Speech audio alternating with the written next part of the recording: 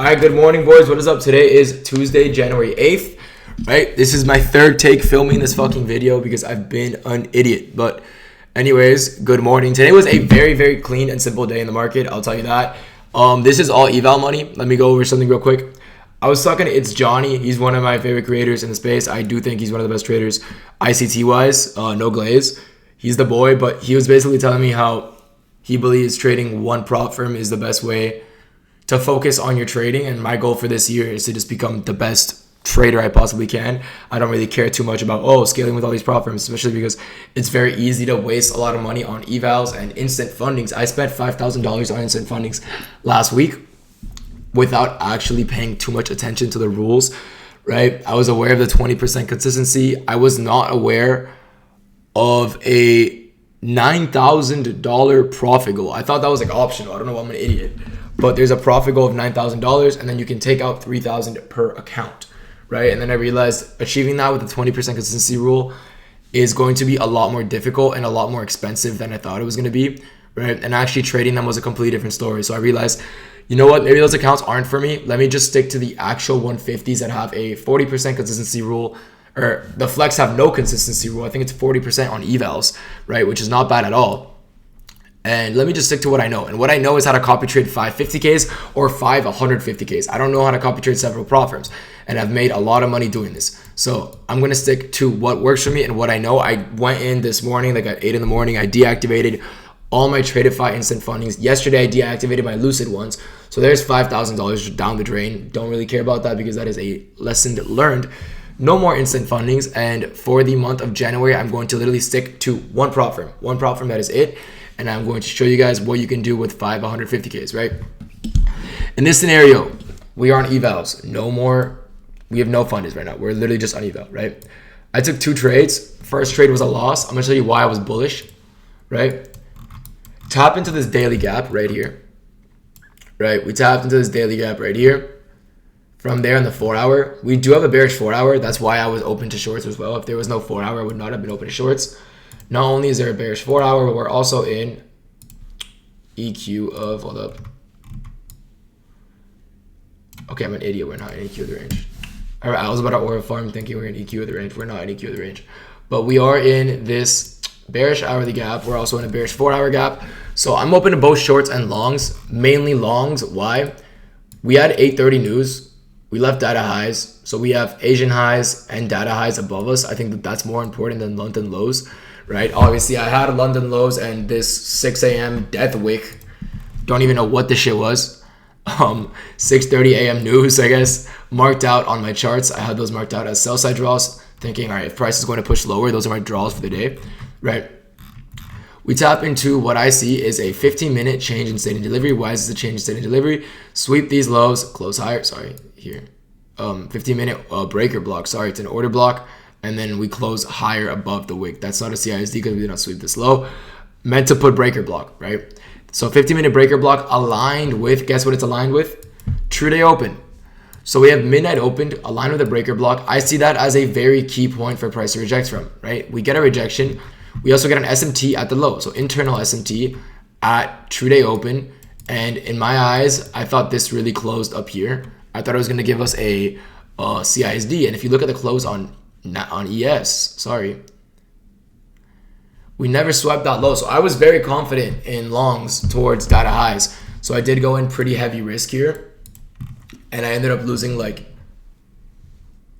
1,500. I'm gonna eval obviously on normal. I think I put 2 contracts in this trade and it would have been a $600 loss, but I think I went in this trade with 4 contracts.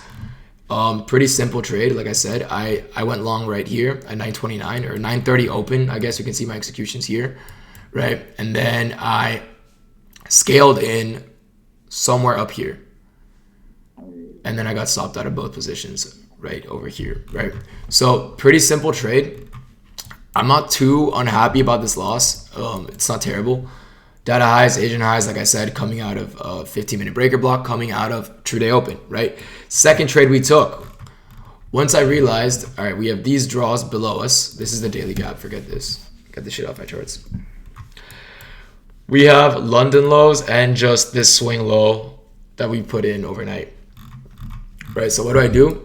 I wait for an actual displacement. I wait for price to retrace. What does it do? We retrace into this gap, right? We also get a strong 5-minute displacement coming out of this gap right here. So 5-minute gap gets tapped into. We push lower. Strong 3-minute candle closure. Strong 2-minute candle closure. Open, high, low, close on a 2-minute. There was no need for price, in my opinion, to push any higher than that, right? We push lower right here. I enter off this displacement. You can see my executions right here. Enter right before this candle closed. I thought we were actually going to close below this wick, which would have been even better. And exited right when we tapped London lows. Now, personally, I'm very happy with this trade. I'm also happy with the first trade. If the first place trade played out, it would have been very easy to say in hindsight, oh, we were bullish today because we had Asian highs and data highs above us, right? This is one of those days where we had to adjust to what the market's giving us. Right here, top of the range to the bottom of the range, we tap equilibrium. This retrace taps equilibrium, and then we dump straight to London lows, and then we also tap to low of day, our current low of day. Now, hopefully we inverse this daily and fucking dump all the way down here and take out all this LR, which is what we should have done the last 2 days, by the way. I don't know why price has been pushing up. I've been bearish every day. And the one day I'm actually bullish, price. I've had my bias wrong every day this week. I'm not going to lie. I've had my bias wrong every day this week, but we still come out green every day. Why? Because you can adjust to what the market is telling you. I tell you guys, react, don't predict. What I try to do here, I tried to predict, but mainly reacting, right? Tried to predict longs to data highs and Asian highs, got stopped out. Figured, all right, there's no need for price to push this low into this range if we are truly bullish, right? What do? Wait for a retrace to the upside to give us more confirmation back to the downside. Pull back, candle closure below recent swing low, creates a new low. It is as simple as that. You guys think that like, oh, higher high, higher lows are for like beginners? No. The concept of breaking a low and breaking a high are very important to understanding where the market wants to go, right? When we put in a low here, when the market put in a new low, I figured, all right, we made a lower high, right? High right here, lower high right here, low right here, lower low right here. If I take these lines and draw them over here, this is what it's going to look like. What is this? What is this? This is a downtrend, right? Those little stupid drawings you see online, like obviously you should never trade that way, but those concepts do apply to the market, right?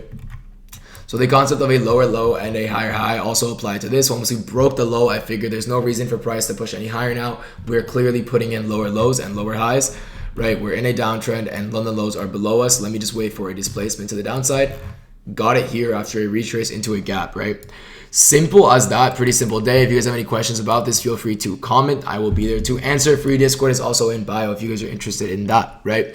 Plan for January is to have 150Ks. Scale the fuck out of Lucid with that. Hopefully I can get 30K this month. That would be ideal. But yeah, I hope you guys have a blessed day and I will see you boys tomorrow. All right, peace out.